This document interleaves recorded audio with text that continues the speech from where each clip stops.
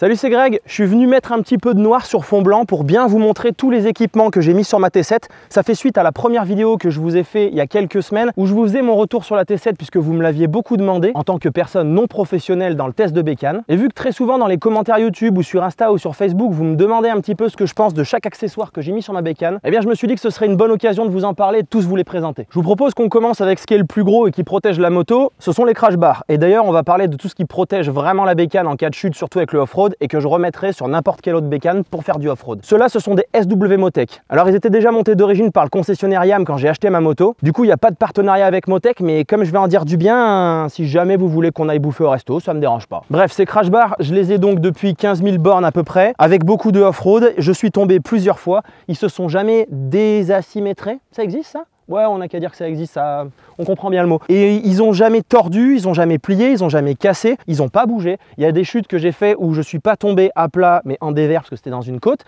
et ça les a pas fait bouger non plus. Donc franchement, j'en suis vraiment très content. Après, ils ont toujours eu sur eux des sacs de crash bar. Alors ça fait un peu protection de protection, on n'est pas loin d'une inception de crash bar. Mais n'empêche, ils sont pas rayés, ils sont pas rouillés, ils sont très bien.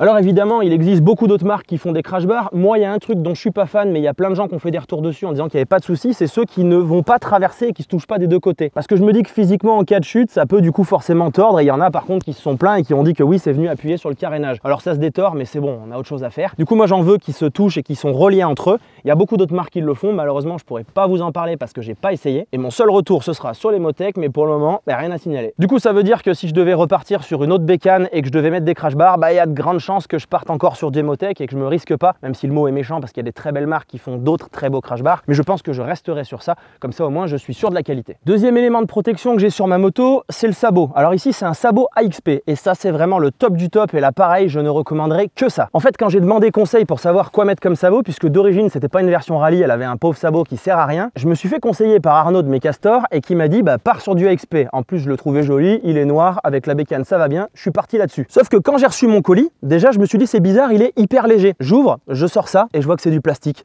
J'appelle Arnaud, je dis mais c'est quoi ce bazar? C'est du plastique ton sabot? Et là il explose de rire. Je pense qu'il y en a une partie d'entre vous qui sont aussi en train d'exploser de rire actuellement. En fait, je savais pas que c'était le must. Je savais pas que c'est ça qu'on utilisait dans pratiquement tous les championnats de motocross ou d'enduro. Et la raison, elle est bien simple. Déjà, c'est beaucoup plus léger que l'alu. Ça, c'est un bon point. Ensuite, ça fait pas de bruit. J'en ai marre d'entendre bing bing glang glang, bing bing bing glang glang glang. On sait pas si c'est une pierre qui a fendu un carter parce que la moto étant en métal et le sabot aussi, ça fait le même bruit. Du coup, pas de bruit. Ensuite, contrairement à l'alu, quand il va prendre un beau poc, il va se tordre, il va pas forcément revenir. Ici, on va pouvoir travailler, le plastique va bouger, il ne va jamais péter.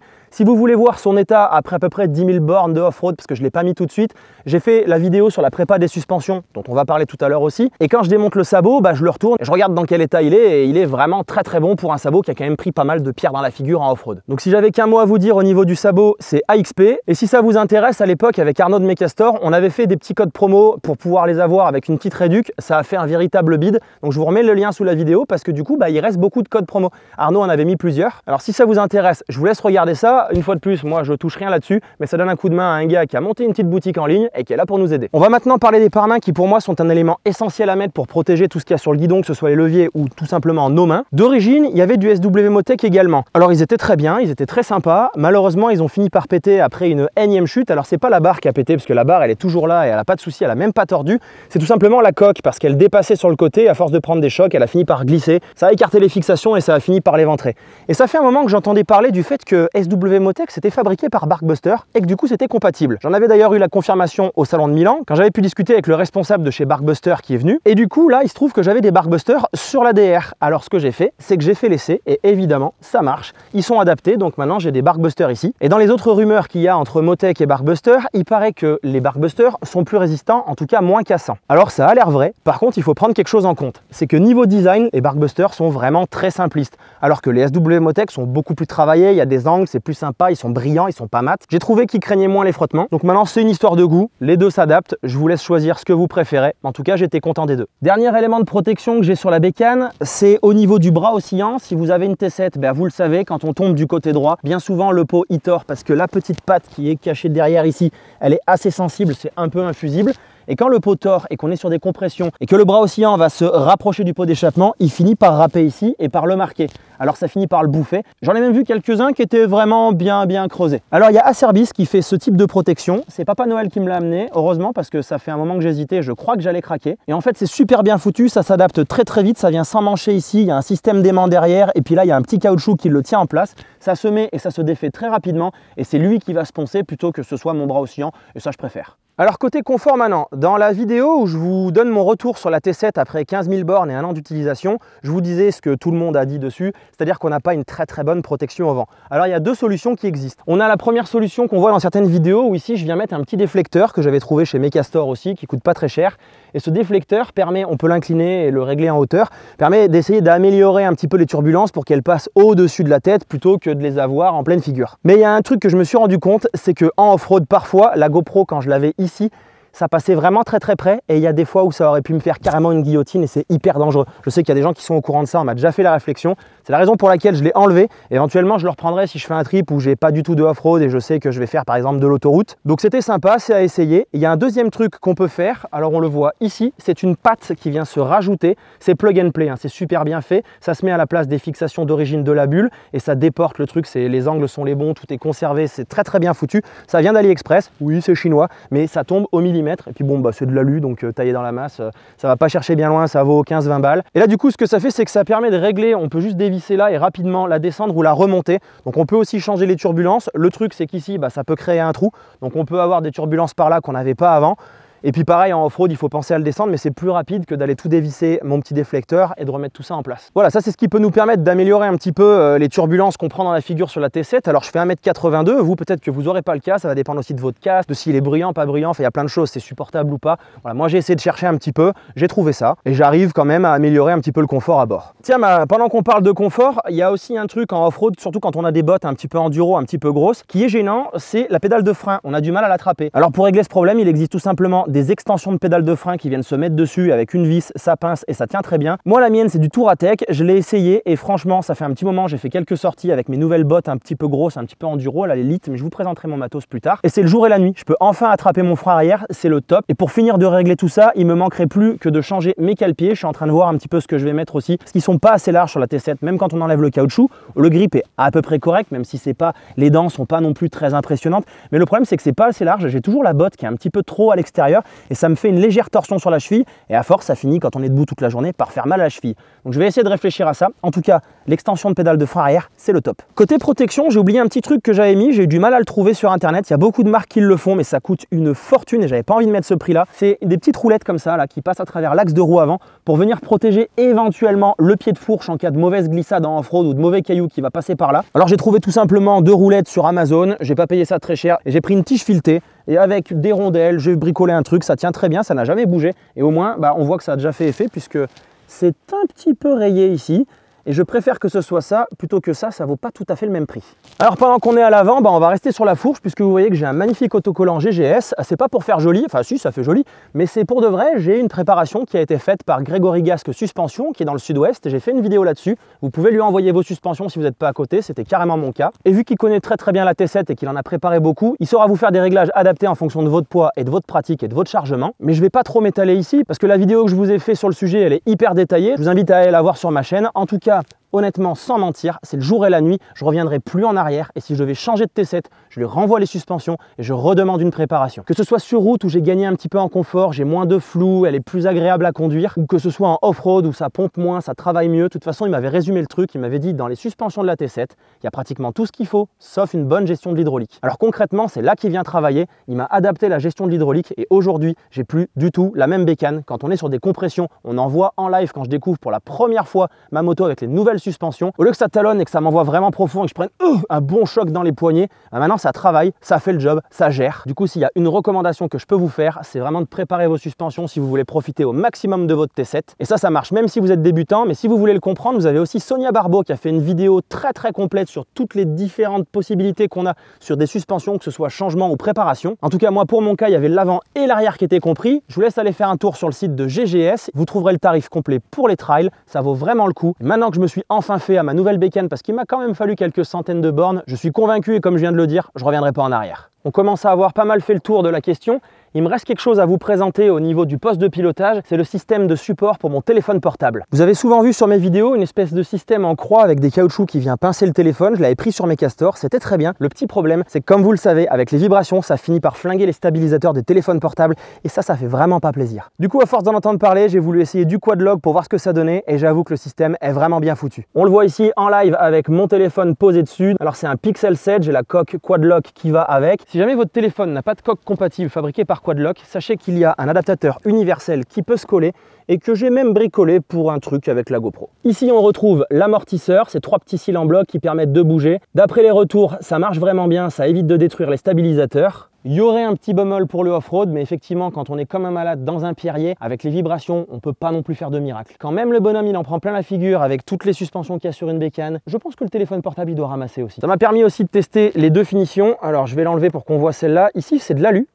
Et ici, c'est du plastique. Et j'avoue qu'en alu, il est un peu plus cher, mais il est vraiment bien fini. En tout cas, c'est de la belle pièce, tout est bien moulé, tout est bien usiné, tout tombe bien. Ça aussi, évidemment, c'est un équipement que je vous recommande, puisque j'en suis content. Et du coup, je vous mets le lien sur la vidéo si vous voulez avoir le même. Bon, eh bien, on commence à avoir fait pas mal le tour de la question. Il y a un petit sujet que j'ai oublié dans la bataille, c'est l'élargisseur de la béquille. Lui aussi, il était monté d'origine par le concessionnaire, c'est du Motec. Il y a beaucoup de marques qui le fabriquent et franchement, je recommande d'en mettre un, mais vraiment, parce que d'origine, la béquille, elle est pas très grosse et quand on est en off-road sur des sols un peu meubles, on a vite fait de s'enfoncer, on la fait tomber inutilement, faut la relever, on peut casser du matos. Même si elle est bien protégée, des fois, on n'a pas de chance. Et vu que c'est quelque chose qui coûte pas hyper cher, je vous conseille vraiment d'en mettre un. Maintenant, il faut aussi savoir que ça a une petite épaisseur, du coup, ça va vous relever un peu plus la bécane, qui est déjà franchement droite, je trouve, quand on la béquille. Alors il faut apprendre quand on est sur une pente à trouver la bonne inclinaison pour la béquiller. Et même si ça c'est un petit inconvénient, franchement j'ai pas envie de l'enlever. Bon, on a vraiment fait le tour de la bécane. Il reste une chose, la plus grosse dont je voudrais vous parler, c'est la bagagerie. Vous le savez puisque je vous ai fait 2 vidéos sur ce sujet. Je roule maintenant avec du Lone Rider.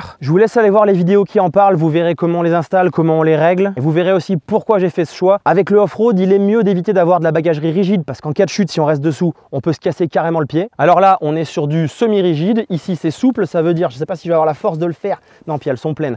Quand elles tombent, en fait, elles s'écrasent, mais on le voit dans certaines vidéos où je tombe, parce que je tombe souvent, et elles font vraiment l'affaire. Je vous invite à aller voir les 2 vidéos que j'ai fait. Il y en a une qui est récente, c'est celle sur le retour après une utilisation en off-road assez récurrente, et j'en suis vraiment content. J'ai toujours pas grand-chose à leur reprocher. Elles sont pratiques à charger, elles sont pratiques à mettre, elles sont pratiques à enlever, elles sont solides. Oui, elles sont un peu chères et elles sont un peu lourdes, mais comme je vous dis dans les autres vidéos, on n'a rien sans rien. En tout cas, moi, j'en suis ravi. Et au niveau des sacoches de crash bar, ils ont récemment sorti la V2 avec une nouvelle version de boucle de fixation qui fait fusible en cas de chute où ça va s'arracher. Et ça évite que ce soit la sacoche qui se découse, mais plutôt ça va être cette boucle qui va s'abîmer et qu'on peut changer facilement. Moi, ça me permet d'avoir une belle capacité d'emport. Alors quand je voyage et que j'ai tout le reste du matos de camping, derrière, j'ai un sac étanche. Et ça me suffit largement pour pouvoir voyager. Et même s'il fallait faire le tour du monde, je crois que j'aurais assez de place. Stop, petite interruption de programme. J'ai complètement oublié de parler d'un élément super important sur la moto. Et ce sont tout simplement les ports USB pour pouvoir charger votre téléphone, votre tablette, votre GPS ou n'importe quel accessoire que vous prenez avec vous. Alors d'origine sur la T7, en tout cas les modèles jusqu'à 2022, il y avait à gauche un allume-cigare dans lequel on va pouvoir rajouter un chargeur USB. Alors après en avoir testé et grillé une tonne et en avoir testé certains qui n'étaient pas du tout en charge rapide, j'ai finalement trouvé celui-là de marque Enop. Ça se trouve sur Amazon, je vous mets le lien sous la vidéo. Ça en fait plusieurs que j'utilise parce que j'en ai mis sur un peu toutes mes motos et puis parce que quand j'avais fait des branchements un peu mauvais, que j'ai inversé la polarité, j'en ai grillé aussi, mais comme il était bien, je l'ai repris. Et avec celui-là, j'arrive à être en charge rapide, à charger mon téléphone, à le maintenir chargé même en plein soleil avec l'écran qui éclaire à fond. J'arrive à charger les batteries du drone de la GoPro, donc ça c'est génial. Je l'utilise pour chacun de mes road trips, mais c'est pas suffisant parce que ça me donne 2 ports USB seulement et j'aimerais en avoir plus en cas de besoin. Alors ce que j'ai fait, c'est que côté droit, j'ai fait exactement le même trou. Alors j'ai démonté tout l'avant et puis je suis allé faire exactement le même trou de l'autre côté pour faire comme si c'était d'usine et j'ai rajouté cette fois-ci un port USB mais direct, pas un allume-cigare, directement j'ai de l'USB. Il se coupe tout seul quand on le ferme, il est étanche. Je l'avais déjà mis sur d'autres motos dont celle-ci juste à côté et je le trouve très bien, il est aussi en charge rapide. Et ce que j'ai fait, c'est que j'ai pas branché sur la même prise parce que vous ne le savez peut-être pas, mais sur la T7 de chaque côté, en fait, en tout, il y a 4 prises qui sont d'origine Yamaha qui sont prêtes à être branchées. Alors il y en a une qui est déjà utilisée pour l'allume-cigare qui est montée d'origine sur la T7. C'est sur une prise de mémoire carrée qui va aller sur un fusible 2 ampères sous la selle. Il y a la même prise de l'autre côté qui est donc libre et qui va sur le même fusible, attention, le même fusible 2 ampères. Et ensuite, il y a 2 autres prises de mémoire qui sont pas vraiment rondes, mais il y a 3 prises Ça fait 3 cosses, mais il n'y en a que 2, un plus et un moins qui sont utilisés. Et dans ces cosses, on est relié sous la selle à un fusible 10 ampères. Et ça, c'est ce que Yamaha prévoit pour brancher les poignées chauffantes. J'ai oublié d'en parler aussi, on va en parler juste après. Et Yamaha s'en sert également pour aller brancher les feux additionnels. Alors, ce que j'ai fait, c'est que moi, du coup, j'ai utilisé le 10 ampères pour rajouter mon port USB d'un côté et les poignées chauffantes de l'autre côté. Parce que ce que je voulais pas, c'est d'avoir tous mes chargeurs USB sur seulement le fusible 2 ampères. Évidemment, il était hors de question d'aller trifouiller les fusibles et les augmenter parce que j'ai pas envie de prendre ce risque sur la bécane.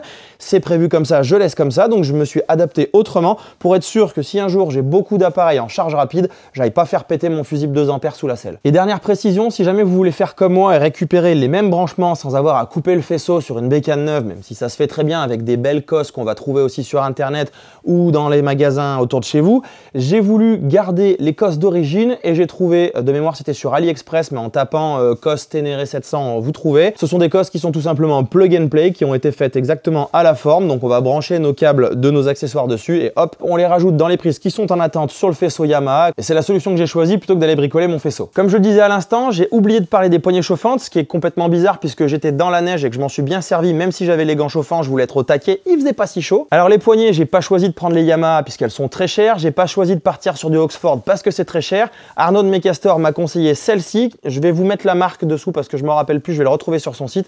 Elles sont beaucoup moins chères et après une année d'utilisation, j'ai constaté qu'elles fonctionnent très bien, elles chauffent parfaitement. Ce que j'aime sur ces poignées, c'est qu'elles sont pas trop grosses, elles ont pas un diamètre énorme, donc en off-road, c'est pas super gênant. Il y a 5 niveaux de chauffe, ça chauffe très bien, que ce soit pour juste vous réchauffer les mains en début de matinée quand vous êtes en train de vous faire une RGA ou que ce soit en plein hiver quand vraiment ça pèle. Franchement, j'en suis vraiment content, je vous les recommande, vous les trouverez sur Mecastor, je vais vous mettre le lien sous la vidéo. Et quand je vais faire une vidéo sur mon équipement que j'utilise, donc côté pilote, je vais vous parler aussi de ce que j'utilise en complément qui sont les gants chauffants. Je vous ai déjà fait une vidéo dessus, mais ce sera l'occasion d'en reparler. Au niveau de l'installation des poignées, il faut bien les installer comme il faut. Alors moi, j'ai pas voulu les coller, je les ai coincés en mettant du scotch tressé dessous pour faire un diamètre un peu plus gros sur le guidon, ce qui permet de les coincer parce que je les avais pas assez coincés justement à l'installation. Elles ont fini par tourner. C'était finalement le seul reproche que j'avais à leur faire, sauf que c'était de ma faute, c'était pas de leur faute. Là, j'ai repris mon montage, ça tient bien et je pense que je vais les garder un bon moment encore. Il y a un dernier sujet dont je voudrais qu'on parle puisqu'il y a beaucoup de discussions là aussi sur internet. Il s'agit tout simplement des pneus.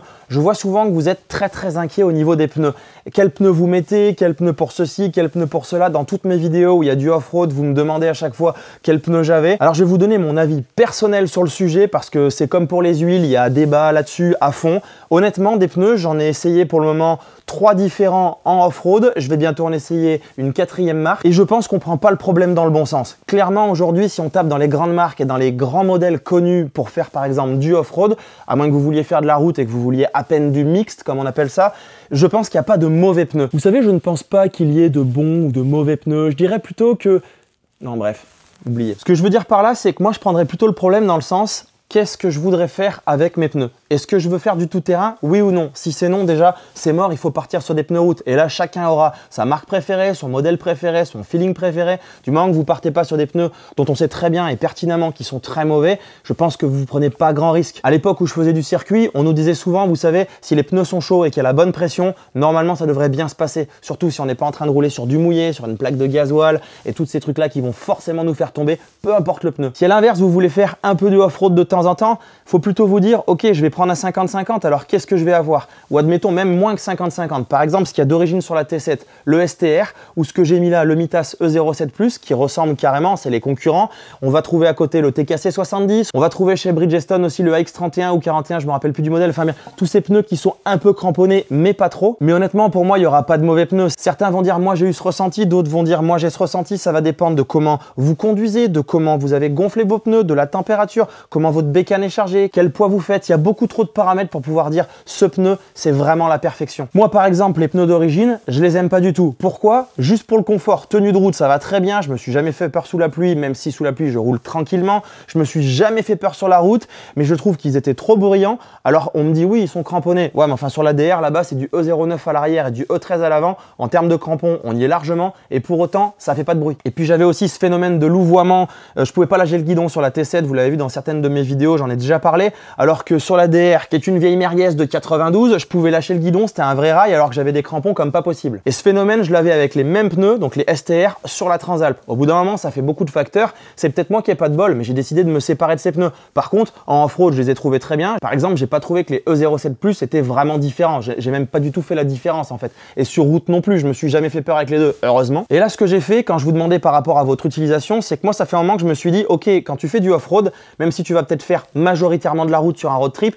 tu veux que ça tienne. Donc, il va falloir mettre du crampon. Ok, alors si je mets du crampon, qu'est-ce qui va se passer? Bah, si je fais de la route, il y a des crampons qui tiennent très bien sur la route, puis de toute façon, je conduis pas comme un malade. Alors, ce qui va se passer, c'est que je vais les bouffer plus. Donc, ça va me coûter plus cher. Et c'est pour moi plutôt sur cette réflexion qu'il va falloir partir. Alors, je me suis dit, soit je pars sur du E09 comme sur la DR, mais c'est du Mitas, j'avais envie de tester autre chose. En ce moment, par exemple, beaucoup de monde parle de Motose. J'ai eu l'occasion de rencontrer le patron au salon de Milan à l'EICMA. On a discuté des différents modèles et c'est là où je me suis dit que ce serait bien d'essayer du Motose. Alors, je vais partir sur la gamme Tractionator. Arnaud de Mecastor a pu m'en avoir, ils sont pas faciles à voir en ce moment. Et je suis parti sur le modèle Aventure. Alors, Motose annonce un 60-40, je crois, en off-road, donc vraiment très off-road. Je pense plutôt qu'on est sur un 50-50, mais peu importe. Ils sont beaucoup plus chers que les autres et quand j'ai demandé à Arnaud pourquoi, il m'a dit tout simplement parce que leur gomme, elle est vraiment très bien et elle dure plus longtemps.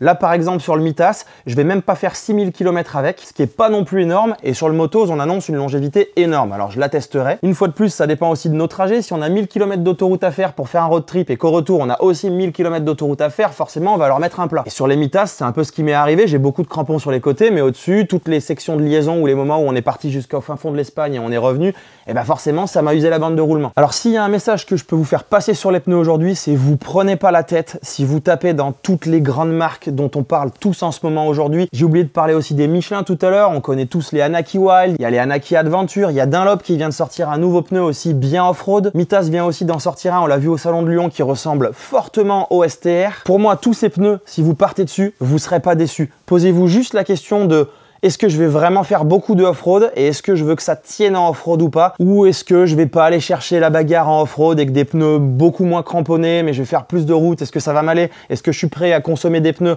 en 3 ou 4000 bornes, voire moins si vous êtes un peu énervé parce qu'il y a beaucoup de crampons et vous allez faire beaucoup de route et que vous arceauillez fort sur la route? Moi vraiment, je vous le répète, c'est plutôt sur ce questionnement-là que je vais partir. Et honnêtement, j'avais jamais testé les Mitas, bah ça va bien. J'avais jamais testé les Motose, j'espère que ça va bien aller, mais j'en doute pas. Aujourd'hui, il y a un nouveau paramètre qui rentre en plus dans le jeu, c'est est-ce qu'il y a du stock ou pas et quel est le prix du stock? Parce que maintenant, quand il y a du stock, ça part très très vite ou ça part très très cher. Faites-vous votre idée, faites-vous vos essais. Pour le moment, par exemple, entre ce que j'ai testé en TKC 70, en Mitas E07 Plus, en STR d'origine et bientôt en Tractionator, je suis pas certain de pouvoir vous en sortir un qui soit parfait. Ça va vraiment dépendre de vous. Alors, je le répète, vous stressez pas trop avec les pneus, partez sur la montre qui vous va. Et si par exemple, la montre d'origine de la T7 vous convient, eh ben restez dessus. Et si vous voulez du plus énervé, si vous faites presque de l'enduro avec votre T7, partez sur des pneus enduro, mais du moment que vous restez pour moi dans des marques connues et dans des modèles très vendus, vous prenez aucun risque. Et pour terminer sur ce sujet des pneus, je voudrais vraiment vous rappeler quelque chose que je rappelle souvent quand je vous réponds dans les commentaires. Par exemple, sur les 4 vidéos que j'ai sorties sur la série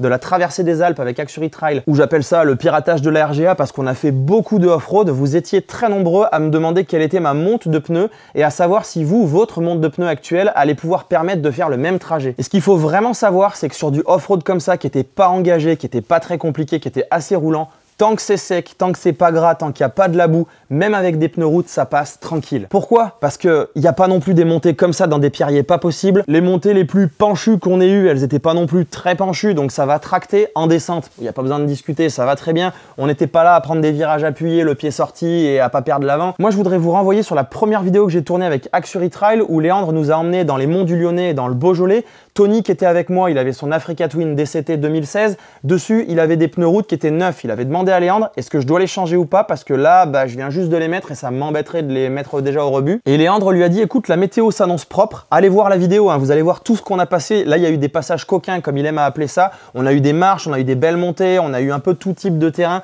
mais il n'y avait pas de boue, c'était sec. S'il y a un endroit où il y avait de la boue, et là, je sais pas si c'est de la faute de Tony, de la position ou tout simplement du pneu. Et évidemment, il est peut-être pas arrivé très droit. Et là, oui, il est tombé tout de suite. Mais en même temps, c'est pas avec des STR ou des Mitas E07 qu'on va débourrer facilement dans la boue.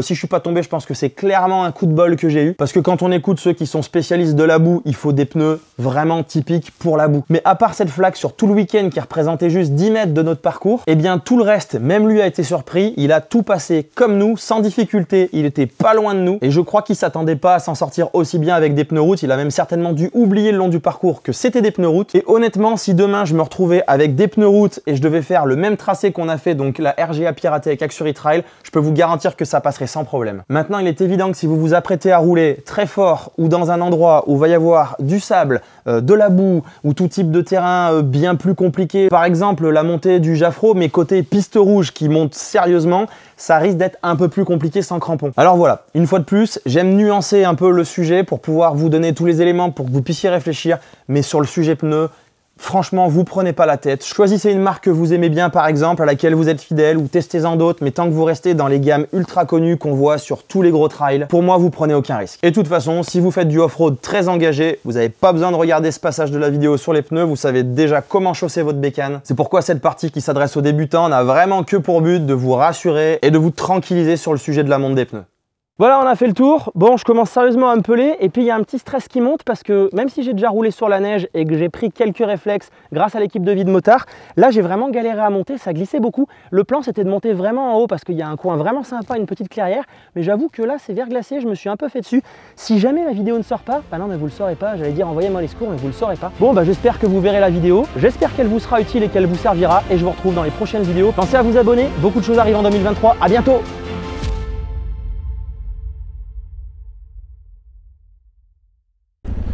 Allez, tranquillou, juste avec le frein arrière. Je pourrais descendre moteur éteint aussi. Je roule là où il y a de la poudre. C'est probablement là où ça tient le mieux parce que là où il y a les traces déjà faites, ça glisse bien. Il me reste pas longtemps, il y a un passage chaud un peu là-bas là. Pas prendre trop de vitesse, puis ça devrait le faire. Mais qu'est-ce que je ferais pas pour choper des plans un peu plus sympas que mon garage ou mon jardin. Allez, 10 mètres. Bon, maintenant c'est de la terre gelée, on va pas crier victoire, pas prendre trop de vitesse. Mélanger avec de la boue, c'est parfait.